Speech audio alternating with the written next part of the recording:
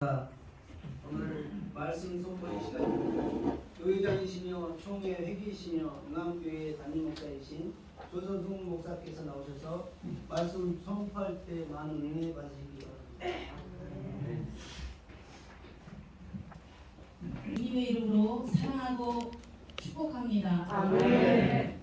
정말 반갑습니다.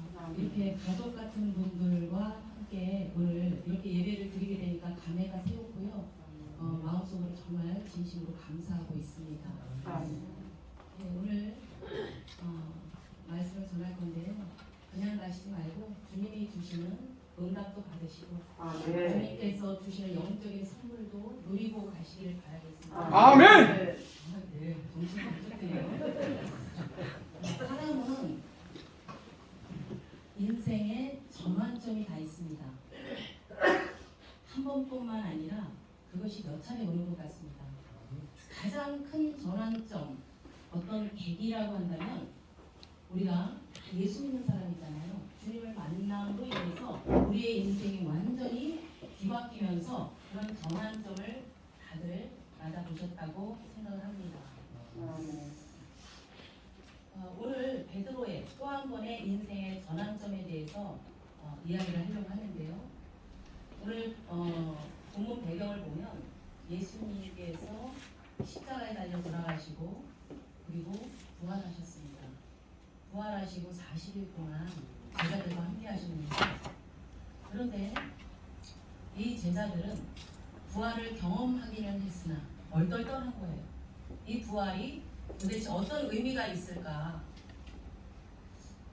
과거에 모든 것을 버리고 주님을 따랐던 그랬던 제자들. 그런데 예수님께서 부활하시고 이제는 뭘 해야 될까? 도무지 감이 잡히지 않습니다. 베드로가 가장 잘했던 게 고기 잡는 일이었죠. 어부였으니까. 제자들 몇몇도 그와 같았습니다. 그래서 그 제자들과 함께 고기를 잡으러 갈릴리 바닷가로 나갔습니다. 전문가인데 언젠가 한번 가물가물 기억이 있죠. 그렇게 밤이 맞도록 수고를 해서 고기를 잡으려고 했지만 고기가 잡히지 않았던 적이 있는데 이 밤도 마찬가지인 겁니다. 고기가 잡히지 않아요. 제자들이 기진맥진 지쳐있을 무렵에 예수님께서 그 장소에 오십니다. 그리고 예수님께서 말씀하십니다. 너희들의 그물을 오른편에 던져라. 그랬더니 그 유명한 153마리의 물고기가 건져진 현장입니다. 이 압도적인 권세, 이 기적, 언젠가 맛봤던 그것이 아마 온 몸으로 느껴졌을 거라고 생각합니다. 가장 먼저 느낌이 딱 왔던 제자 요한이 외칩니다. 주님이시다! 그랬더니 가장 먼저 그 요란한 베드로가 물속으로 텀벙 들어가서 헤엄쳐서 옵니다. 오니까 주님이 뭐라고 계시죠? 떡을 가져오시고 물고기를 굽고 계신 거예요. 너희가 잡아온 거 없니? 더 굽고 계신 거예요. 우리가 고생하고 나서 집에 따뜻한 온기의 집에 들어가면 누군가 따뜻한 식사를 준비해놓고 기다리면 어떤가요? 정말 좋죠. 어린 시절 그런 기억이 있는 분들도 있을 거고, 또 어리다고만 좋은 게 아니라 커서도, 저도 마찬가지입니다. 사역을 하고 너무 지쳐있을 때 누군가가 식사를 딱 대접해주면 너무나 기분이 좋고 하루의 모든 피로가 싹 풀리는 것 같죠.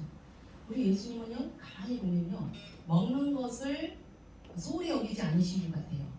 그래서 제자들에게 뭔가 하실 말씀이 있을 때는 항상 먼저 먹을 것을 주셔요.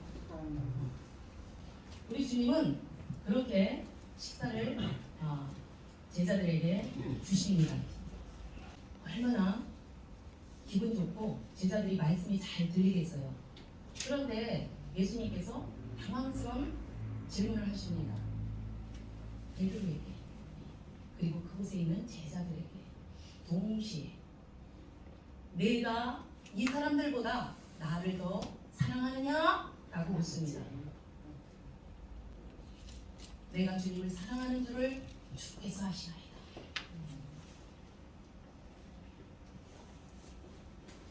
여기 오늘 보니까 우리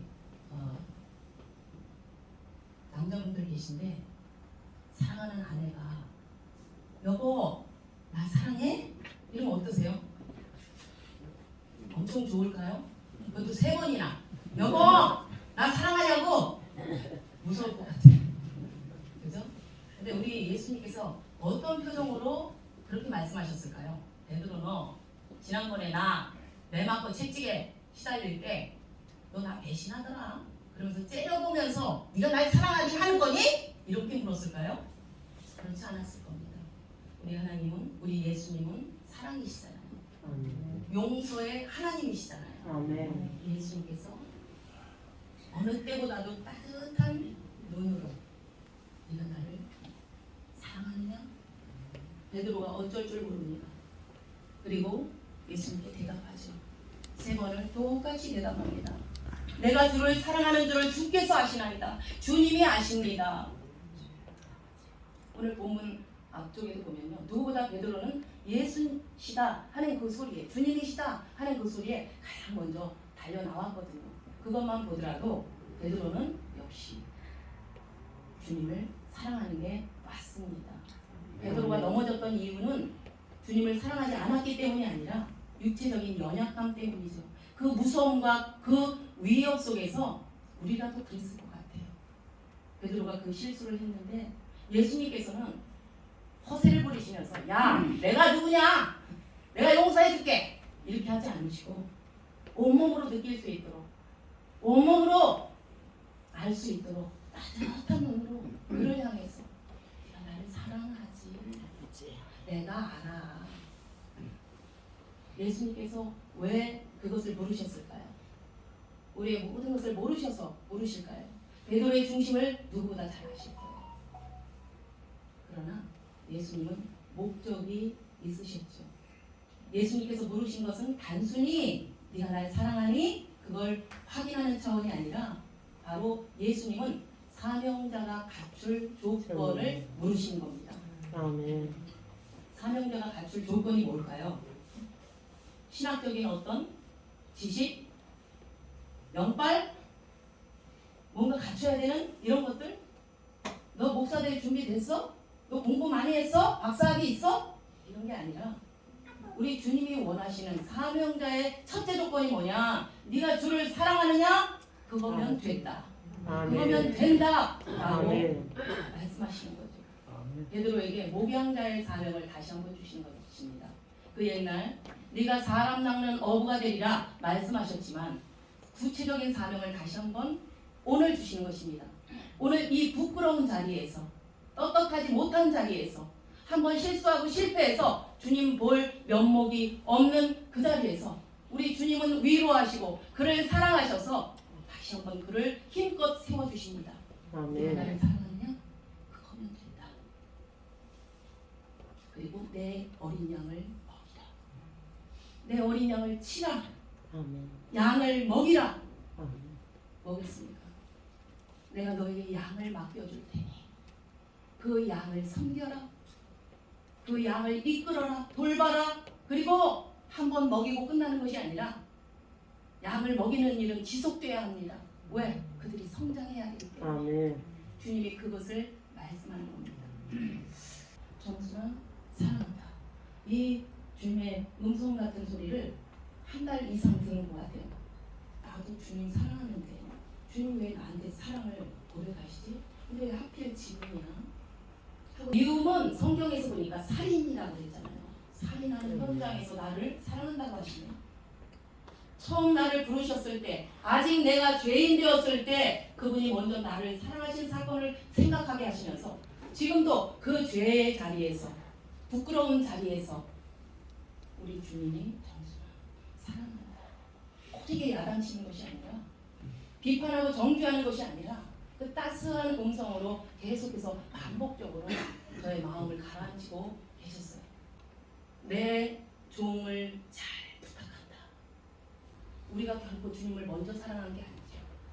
우리가 아직 죄인 되었을 때 뭔가 떳떳하지 않을 때, 뭔가 내세울 게 없었을 때 주님께서 먼저 찾아오셔서 나를 사랑하셨고 그 사랑을 깨달을 때 우리는 나의 죄인됨을 알게 되는 거죠. 그 죄인됨을 알고 그 다음부터 하나님을 사랑하고 주님을 사랑하는 마음을 고백할 수 있는 것입니다. 주님의 양을 대신 사랑하는 일을 우리에게 맡기셨다는 사실을 알게 되었습니다. 그래서 어느 원로 목사님이 하신 말씀이 딱 마음에 맺히는 게 있어요. 그분이 그러더라고요. 다른 거 목사가 다 갖췄어도 주님 사랑 없으면 스스로 물러나야 돼 라고 말씀하시다. 굉장히 단순한 말씀 같지만 우리는 학벌을 자랑하고 경력을 자랑하고 남 앞에 내세우는 그 무언가를 자랑하려고 하지만 하나님이 보시는 것은 그것이 아니라는 걸 새삼 깨닫게 된다는 것입니다. 오늘 말씀을 통해서 우리가 기억해야 될 것, 내 주변에 있는 양들이 어떤 위치에 있는가, 그것은 하나님이 나에게 맡겨주신 양이다. 또한 나의 위치도 알아야 되겠죠. 나는 주님의 종이다. 그 맡겨주신 양을 치는 양치기다. 목자는 따로 계시죠.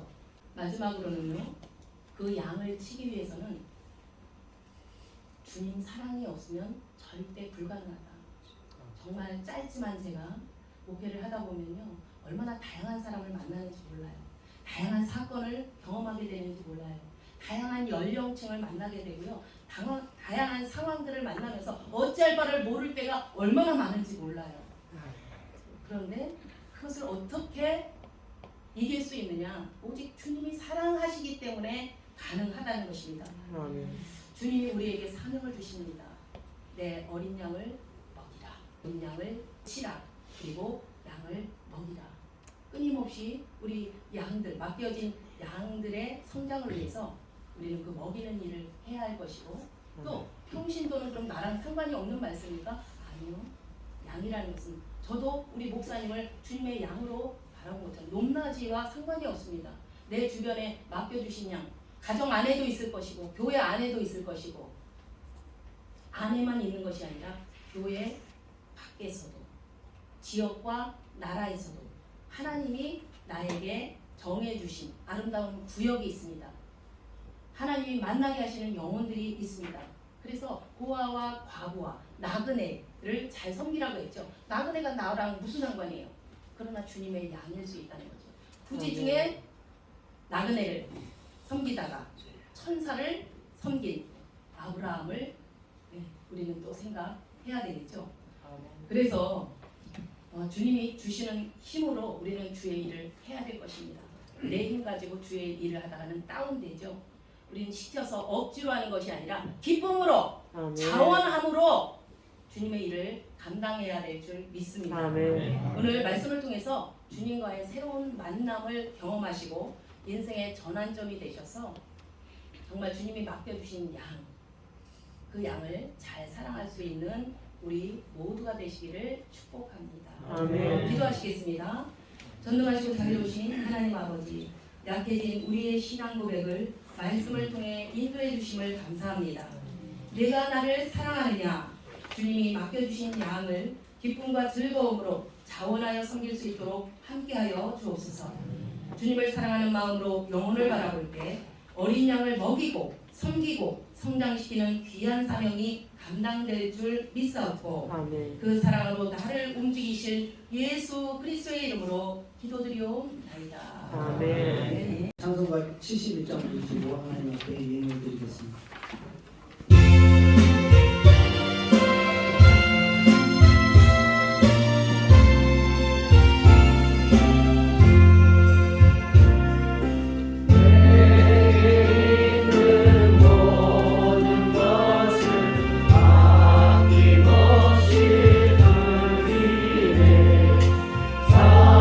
사랑하고 의지하여 주 한 사랑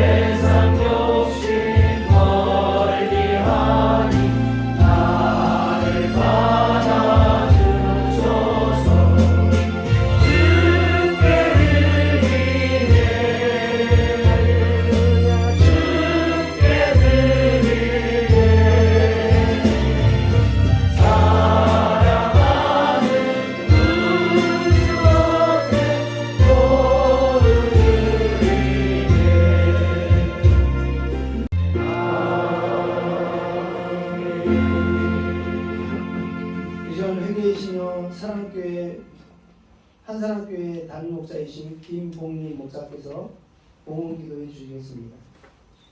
우리들의 생사와 복을 주관하시고 모든 환경 여건들을 허락하시며 인도하시고 보호하시고 보호하시고 지켜주신 아버지 하나님 은혜에 진심으로 감사를 드립니다.